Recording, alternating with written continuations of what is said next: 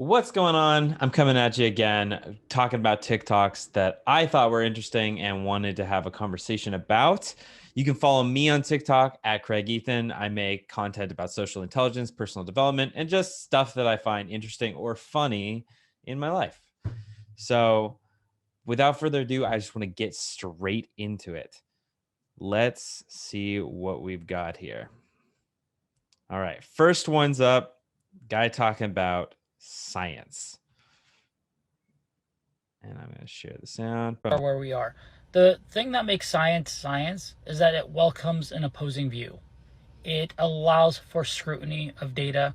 It allows for the assumption to be questioned. It allows for you to disprove what's been proven already. That is what science is.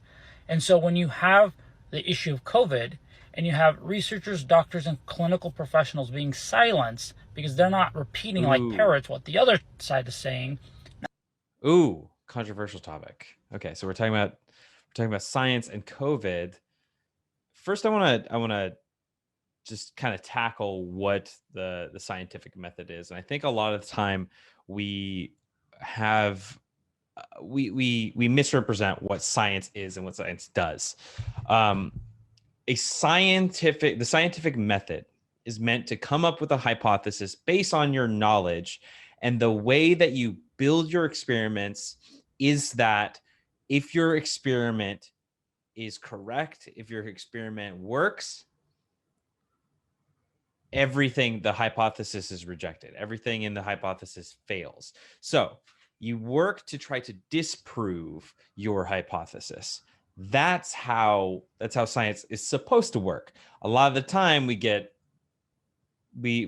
seem to think that scientists are proving things and in their experiments, and that's not necessarily the case. It's that, okay, we're disproving any likelihood that we could come up with that it's the opposite.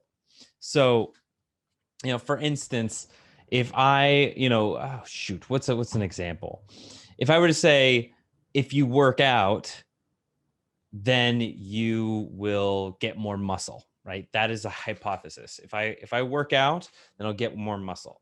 So the experiment should be to see if I could get more muscle by not by doing anything else other than working out.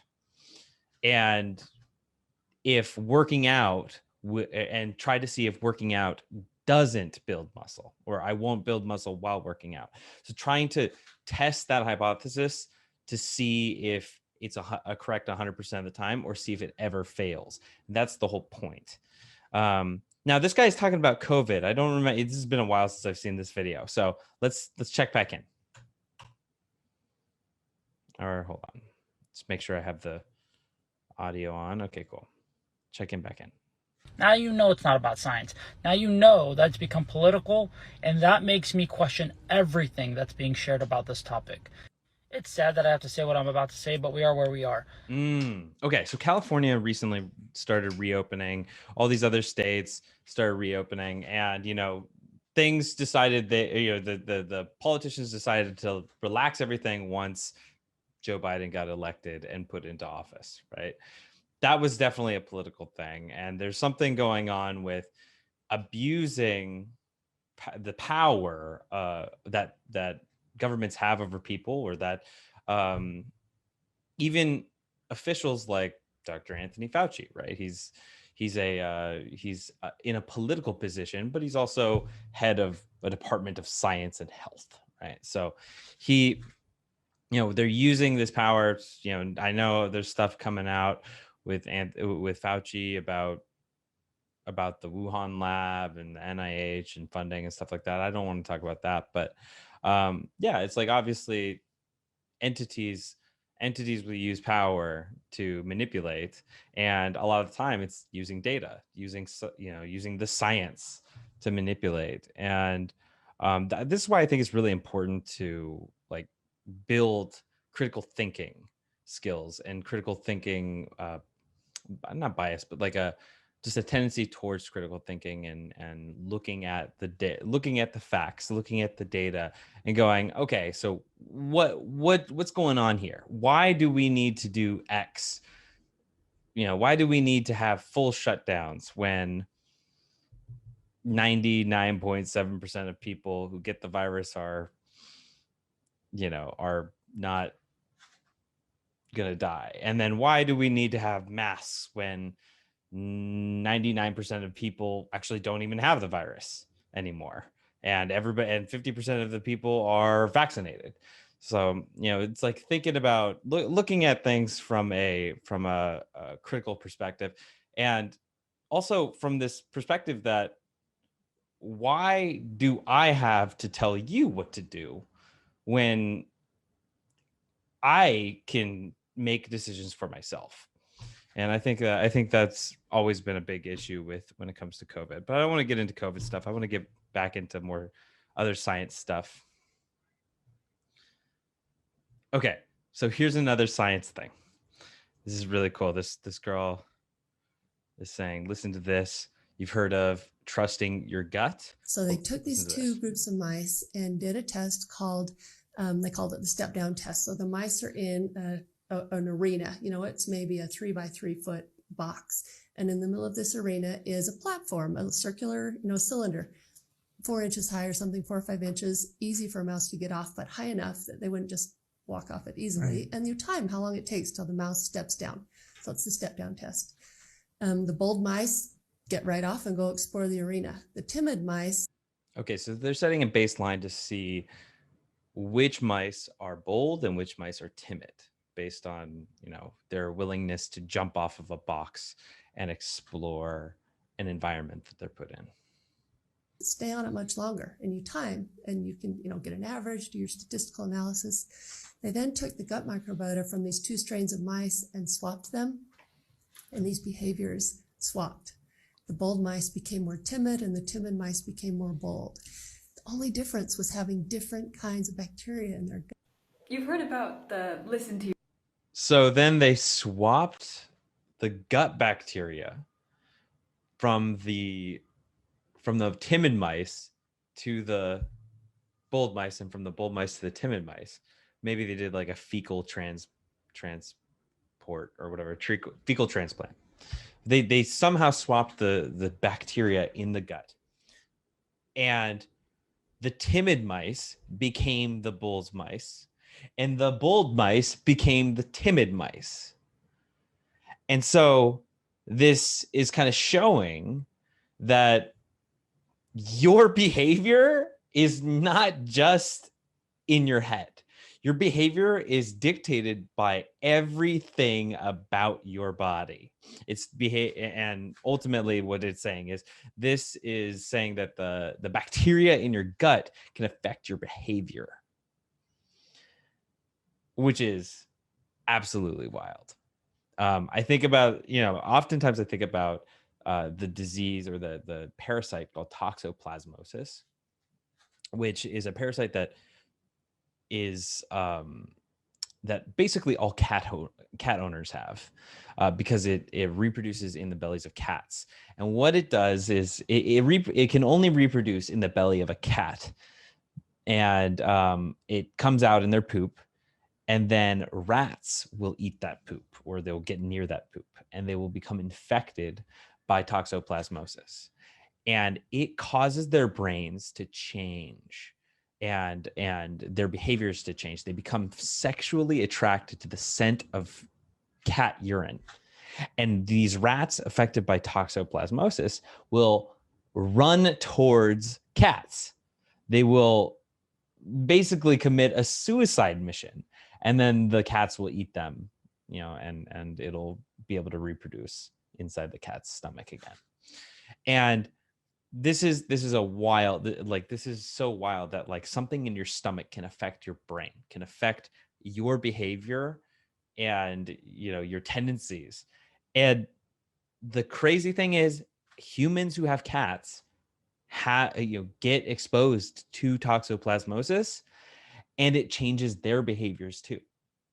They found that they did a study where they took a handful of victims of high-speed motorcycle accidents, people who died in motorcycle accidents, and they dissected them, whatever. They did the test, and they found that 100% of people who had died in high-speed motorcycle accidents had this parasite, toxoplasmosis, which you can only get if you have cats.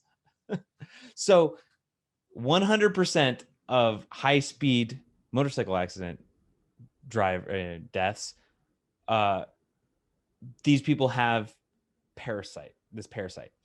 This parasite in humans is known to cause higher risk behavior.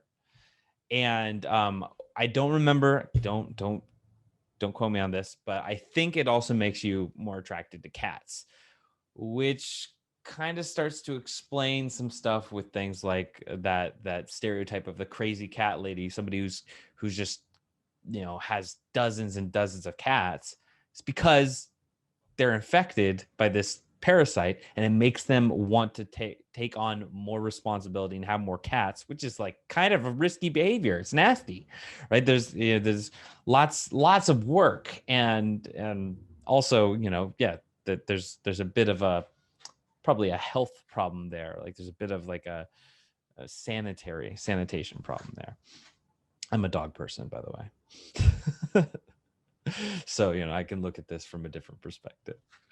But yeah, it's crazy. So the gut, your gut bacteria totally affects. And I remember my grandma, before she passed away, she was telling me about a book that she was reading about and how gut biome and foods that people eat can affect people with autism, and they can make their autism more or less severe.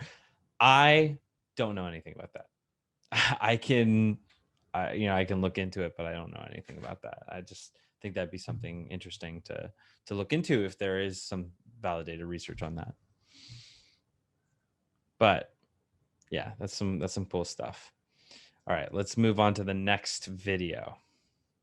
Your gut thing. Well, listen to this. This one. Like first comes love, then comes marriage, then comes the baby and the baby carriage. No, it is first comes. This girl. Well, first of all, there's no. This girl is complaining about dating. She's talking to her mom. The caption says, "When my mom asked me why I'm not dating," and her caption, "Being a millennial is exhausting." Okay, so this is dating as a millennial. What is it like? I'm a millennial. I'm dating. What is it like? Such thing as relationships anymore. Apparently, it's all just hooking up, friends with benefits, and never-ending talking stages. It's not at all what it used to be. Like first comes love, then comes marriage, then comes the baby and the baby carriage. No, it is first comes sex, then comes ghosting, then comes emotional trauma and trust issues. And then everybody does the opposite of what you're supposed to. So if they like someone, they don't tell them. If they want to be with them, they act like they don't. Everybody wants what they can't have, but then when they have it, they don't appreciate it, so they lose it. So then they'll fight to get it back, and then when they get it back, they don't really want it because they didn't really want it anyway. They just wanted to get it back but not really have it. You feel me? Well, first of all, there's no... That's a lot to unpack here. Okay, first of all, the first thing, my biggest quib in the current dating climate is there's no such thing as the talking stage. Like we talk about, I have a whole TikTok video on this. The talking stage is something that was invented in the year 2014. There was no documentation of anything like the talking stage prior to 2014. This is because of the advent and popularity of online dating. It's, I don't want to invest too much in you. I don't know you yet, so we're just going to keep talking. But if you expound upon that, what ends up happening is people start putting physical intimacy into the context of the talking stage without ever even actually having some emotional intimacy. And here's the thing. We need emotional intimacy for healthy physically intimate relationships. That's what I believe. People are, you can be sexually liberated and everything, and you can have physical intimacy with somebody that you don't have an emotional relationship with. That's great. But if you want a lasting connection with somebody, you gotta have emotional intimacy, right? And that's what a lot of the time we're looking for. You can go out and have your fun, but if you're not, if you're not looking for, if you're not even trying to get emotional intimacy, it's just going to be empty over and over and over into this cycle. And it's going to turn into what this woman is talking about. But okay, so this talking stage, because people talk about the talking stage and they're not even talking, they're fucking. Right? Oh yeah, we're talking. And I ask people, I ask younger people in their 20s that I know who say that, oh, we're just talking. I'm like, well, what does that mean? I'm talking to you right now. Oh, we're just getting to know each other. And then I think like, well, what is dating? They don't want to say dating. They don't want to say what that I'm going out on dates with this person. I'm going to hang out with them and get to know them romantically, because they're afraid to make a commitment to saying that they're interested in somebody romantically, or that they're even looking for a romantic connection. They want to have the emotional and physical intimacy with somebody without saying that I want to have emotional and physical intimacy with somebody. And I don't know where this comes from. I think, part of it is cultural. I think part of it is the internet, and I maybe where we are with beliefs in feminism and just sexuality and relationships. Obviously this generation, millennials and Gen Zers, have been brought up in a world where there's tons and tons of of romantic breakups, right? There's a lot, 50%, over 50% of people are divorced. People who have been married are divorced, right? That's the divorce rate. And so there's this fear of loss. There's this fear of commitment because you don't want that. And I think that's a big piece of it. But I also think that it's the internet and online dating creating a commodification of people that really prevents us from looking at that person as an actual relationship, right? It's, oh, I'm going to get on Tinder and I'm going to swipe and I'm going to look at all my options. They're commodities. There's something that I can buy. There's something that I can just pick up and put down. And, maybe I'm being hyperbolic about this, but I think it is subtly in, shifting our mindsets in this way that I've gone on hundreds of online dates and met hundreds of people. 30 years ago, I would have gone out with like a dozen people maybe. Or, if I was, the same level of social competence as I am now, I would have talked to maybe, a couple hundred before I got married. And now, I'm in my 30s and unmarried, and I've gone on lots more dates because of online dating, because of this whole mindset, this, maybe you call it the hookup culture, and the commodification of people. And I think that's really sad. I think it's sad that we don't, we're not taking the time to just slow down and think, okay, what do I want? And what do I think I want, right? It's like, what do I need? What do I want, right? I need intimacy. I need stability. I need to commit to somebody or spend some time with somebody and trust, show that they can trust me, and as well as trust them back. But you know what I want? I want to get laid. Or what I want the best, because I see on social media that my friends got a hot girl or a rich guy or whatever. There's lots of options now, and there's a perception that we all can have these options, and there's a perception that it's never ending. The problem is it does end, because we're getting older. We're getting older, and eventually you're going to be, you're just going to keep on breaking yourself and hurting yourself until you just can't commit to anybody, or you can't, or until you got to have lots and lots of therapy to be able to have this, a healthy a relationship. And that's what I think. I don't know. Maybe I'm wrong, but you know, if somebody has, if you have a disagreement, you can definitely put it in the comments. I would love the discourse. And in fact, I would love anybody to come on and talk to me through Zoom, and we could record it and have it as a podcast. But yeah, let's see what the, you know, I kind of want to look at this again and break down more of what this woman is saying.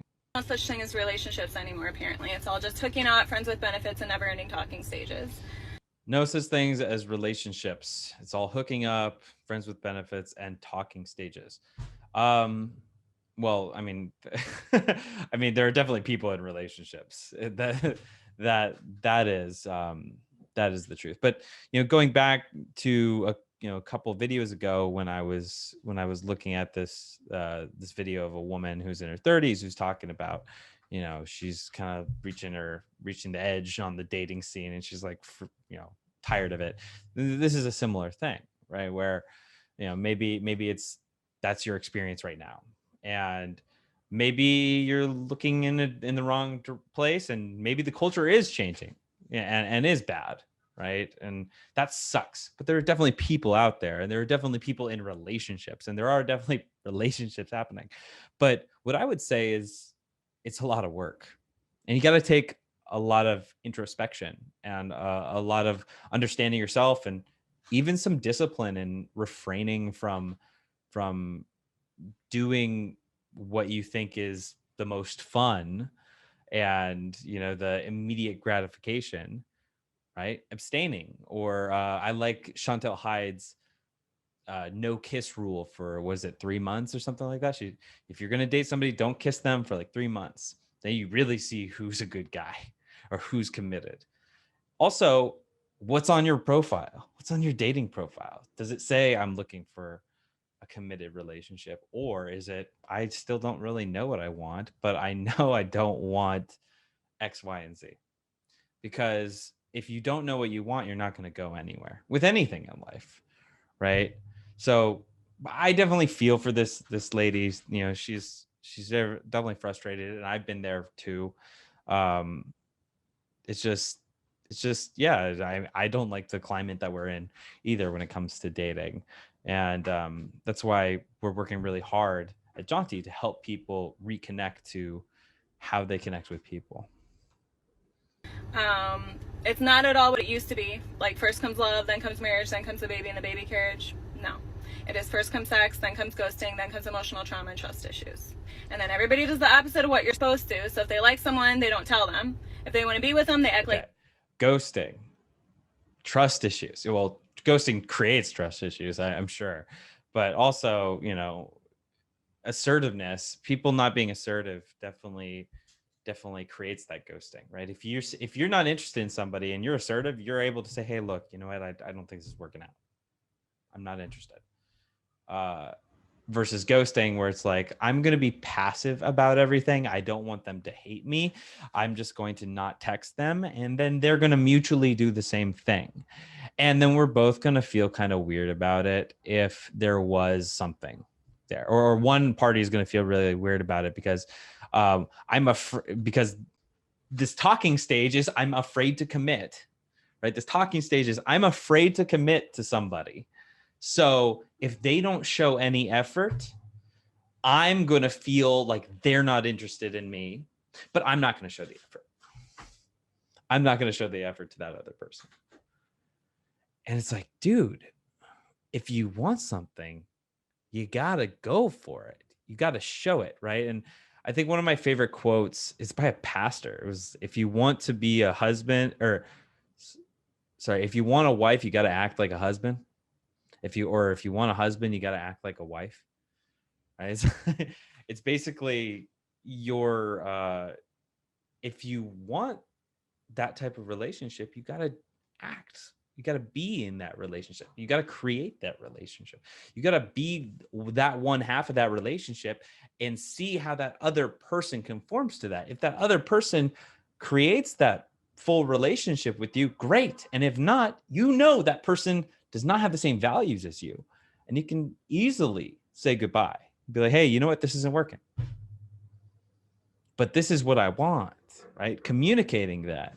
And I think a lot of the time you might like somebody and you don't say what you want because you think they're going to run away. But if they run away, were they ever really the person for you? Not at this time, right? Sometimes they are a really good match, but the timing is off. So I think that's a big one. Like they don't. Everybody wants what they can't have, but then when they have it, they don't appreciate it, so they lose it. So then they'll fight to get it back, and then when they get it back, they don't really want it because they didn't really want it anyway. They just wanted to get it back, but not really have it. You feel me? Yeah, I mean that's kind of just I'm like, you're playing a game and being a kid, you know. It's I don't know. I feel like millennials have been in a state of arrested development because one, we grew up in an era that was really, really easy, and you know, lots of economic wealth, and prosperity and cushiness for a lot of us, not everybody obviously, but for a lot of us in the culture, right? We, you know, nothing bad was really happening until 9/11. And then even then, until the financial crisis, the economic crisis of 2008, 2009, the housing market crash and all that, that was something that for me, I realized it didn't affect me until I didn't realize it affected me. I was 18, 19 years old. I didn't realize that it affected me and my opportunities until like 2-3 years later. So I was in my 20s by the time I realized, oh man, the economy's not that great. And then I was, you know, going to school and then about to enter the job market. And now everything, and then by that time, everything has been put up on crutches and in a bubble. I was living in San Francisco, the whole tech bubble where everything was cheap. Like Uber was really cheap. Well, it had just come out, and you know, Uber was cheap to compete, and so you know, Airbnb, all these companies, these tech companies, they have their prices low and their valuations are high. Everything is worth so much. People are getting tons of funding. People are making tons and tons of money. It's a really lucrative opportunity for anybody who's getting in with their career there. And then now it's been 10 years later, and a lot of these bubbles are kind of shrinking, right? They're like, well, we can't afford to pay people as much as we were, or the prices that we're, if we want to keep up with this stuff, we just IPO'd. So, you know, Uber just IPO'd, and now they have to increase their rates by 25% because they weren't even ever making a profit. So we were growing up in this bubble, and then so, you know, slowly in our adulthood, we're coming of age and finding we can't even buy a fucking house. My parents were able to buy houses, and they with a high school education at 23, 24 years old, they were able to buy their first house and live pretty well off of a blue collar job, or a job that didn't require any sort of education. And inflation has gone through the roof, and you know, all this stuff is interconnected, and we're in this spot like, what the hell? And we're kind of jaded. And I think that has arrested our development in a way, one, economically. And so we live at home longer, or we move back home, and we rely on our parents a lot more, which isn't necessarily a bad thing. However, it has created a sense of less independence, a less sense of, you know, personal responsibility, and just taking on a more mature role. I think that's piece of it. And I think the other piece is the internet. You know, the internet has allowed us to take in lots and lots of stimulus and information without processing it as much. But back in the day, used to process stuff a little bit less. Or a little bit slower, right? It'd be like, hey, what's the name of that actor in that movie? And you look at your friend and they go, I don't remember. And you just think about it, and you're like, oh, whatever, right? It wasn't like, oh, you know what? I'm gonna either process it, I'm gonna figure it out, or I'm gonna look on my phone, Google it, and then I don't ever have to actually use you know, those processing skills.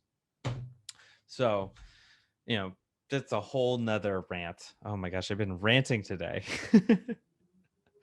But yeah, so I think we're in a bit of stage of arrested development, and I think a lot of millennials are starting to come out of it, but maybe Gen Z is feeling the same way. It'd be interesting to see the social and dating climate of the next 10 years. That people who Okay, are so here's emotionally another one. unavailable. Look at the Buddha's. Okay. So women are not actually attracted to assholes. What they are attracted to are a number of masculine characteristics that people who are emotionally unavailable or quote unquote assholes appear to have on the surface but don't actually embody on a deep level. What women are actually attracted to is a man who can't be deterred from who he is, what his purpose is, even by her. And this Okay. So, there's that stereotype that women like assholes. And she's saying, no, it's not that. It's just that these are masculine traits, that they are determined, that they are focused, that they can't be deterred from whatever there is, and they're confident. I don't know if those are necessarily masculine traits. Perhaps they are. But okay, so let's see what she has else to say. And this confuses the women as much as it confuses the men, because they'll say like, oh, like I want him to be obsessed with me, but you are actually not attracted to the men who are obsessed with you. Because if he is obsessed well, that's true. I mean, because they have a word for it, simping, right? They had to make up a new word. People who are, when you're obsessing over somebody, you are putting them on a platform. You're putting it on a pedestal, as they would say, a 40-year-old virgin. You're putting them up above you, and you're saying that this person is better than you, and you want to get their approval. And that's low status behavior. That's just it doesn't matter if you're male or female. It doesn't matter who you're talking to. If you put somebody up on the pedestal, you're going to be just by that function, putting yourself below them. And you treat them like they're better than you. You're going to be below them, and you're going to be seeking their approval. with you, this means he's being deterred from who he is and what he is about. And you actually don't trust that, because if he abandons himself for you, that means you now have to lead, and you can't drop into your feminine. You don't want him to be. So she's saying that it's like a natural response for, women naturally want to be feminine, but in the case of a man not being masculine, the woman will be masculine, and that somehow agitates her. Obsessed, but you want to be chosen by him. There's the difference. Now, the other side to this super yummy, very attractive expression of masculinity is integrity. It's kindness, it's being grounded, it's creating safety. You don't get that with assholes or unkind people. There's a very healthy version of what you're attracted to, but you need to learn to spot the difference. So women are not actually attracted to assholes. I would say, I would generally agree with her. I don't want to rant about this. That's the truth of it. I don't really want to rant about this, and I think I generally agree with what she's saying. I think that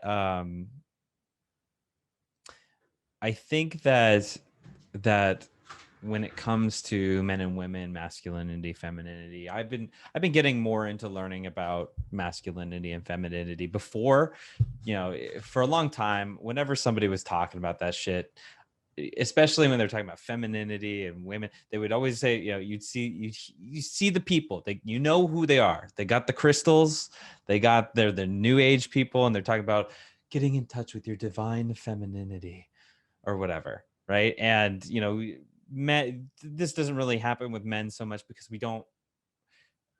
it's kind of repressed a little bit. I think masculinity is a word that carries a weight that a lot of people have been afraid to say for the past 10 years. I think because of conversations like talking about was it toxic masculinity, or people misassociating masculinity with being a dick, like she's kind of talking about. And so you're looking at it as like, what is masculine and what is femininity? I used to think this is kind of like woo woo shit, and like go rub your crystals, and not really my thing.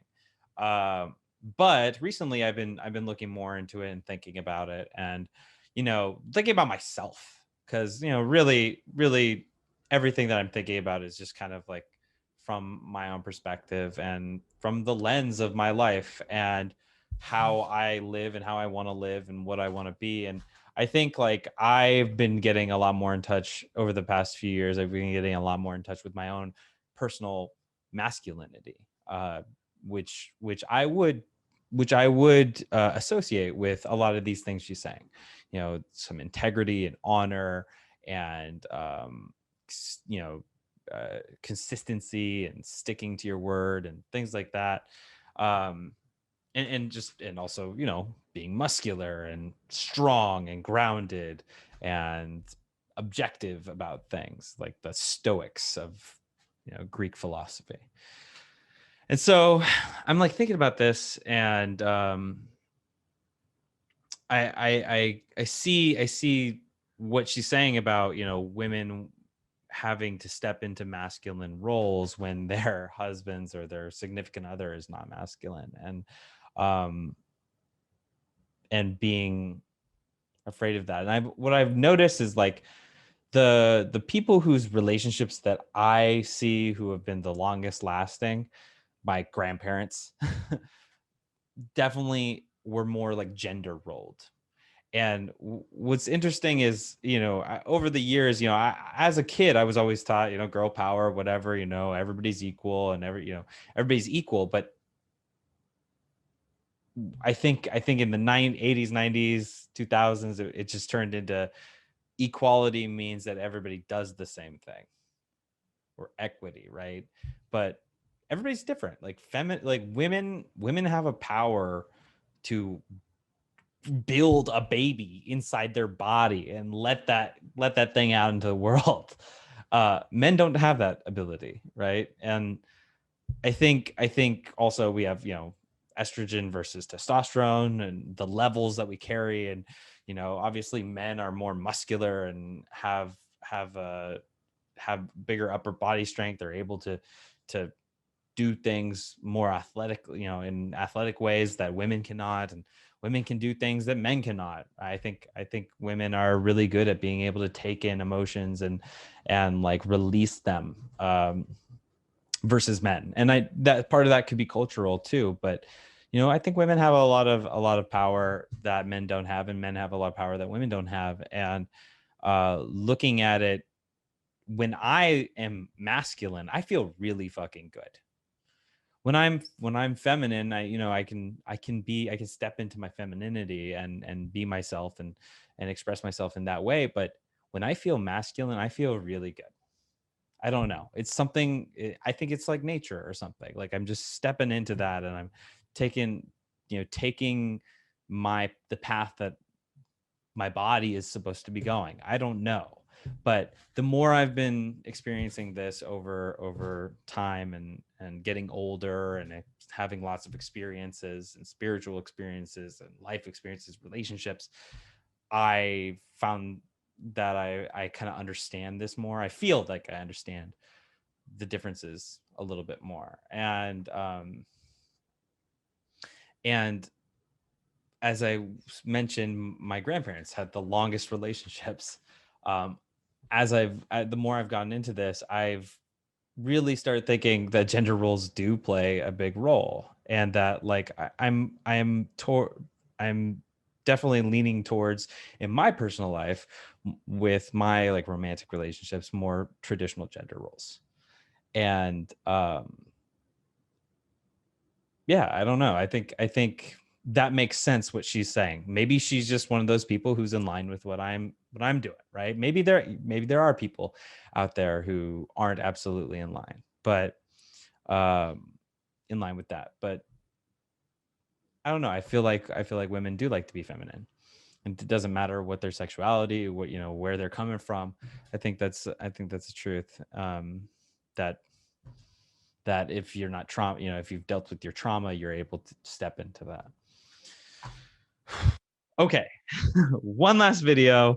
This is a long ass podcast. One last video I have that I wanted to share, and it's about It's from my favorite, Dana Rose Carney. Experience emotion. And she's So- talking about how people experience emotion and people who how Botox blunts your emotional experience. So let's look at this. So Dana Rose Carney, professor at UC Berkeley in, I believe, human behavior and nonverbal communication. That's what it is. So let's look at it. Botox can change how you experience emotion. So people who got Botox or a control watched an emotionally evocative movie. And the people that got Botox in this area, which is corrugator, one of the muscles of the corrugator, it's associated with feeling angry, like your eyebrows come together in anger. They experienced less negative emotion after watching a movie that was supposed to evoke anger.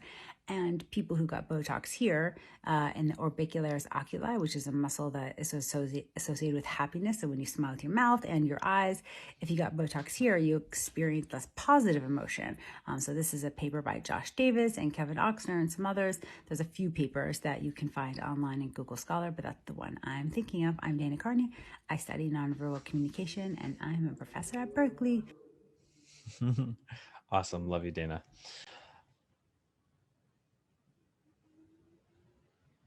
Botox stops the movement of these tiny muscles that are associated with facial expressions. Okay.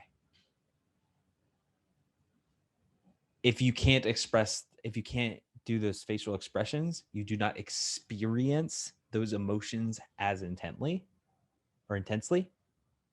right? Like if you can't smile, you can't be happier, or you're not going to be as happy. If you can't frown, you're not going to be as sad. That's wild. And, makes me definitely, I was already a no-go on Botox, but definitely makes me not want to do Botox now.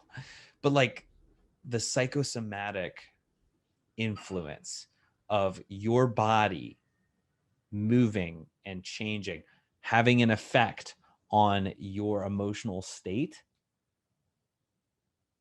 versus what we think is our emotional state can have an effect on our body, right? It's back, it's all interconnected. It's not just up here. It's not here. It's not just in the head, right? It's not just brain chemicals. It's everything about your life. From the smallest things. If you can't smile, you're not going to be as happy. If you don't smile, you're not going to be as happy. Man, that is some deep shit. Anyways, I hope you appreciated watching these videos with me and listening to me rant. I definitely enjoy it. And if anybody wants to give me feedback, put so in the comments. If anybody wants to join me in these conversations, my Jaunty family, all my Jaunty students and alumni, we got you on the Jaunty Gym. Please send the love over. If you're interested in learning more about social intelligence, check out my website, jaunty.org, jaunty.org. If you want to see more of my content, it's Craig Ethan on TikTok. Thanks. And if you like this video, subscribe and give me a like. I'll see you next time.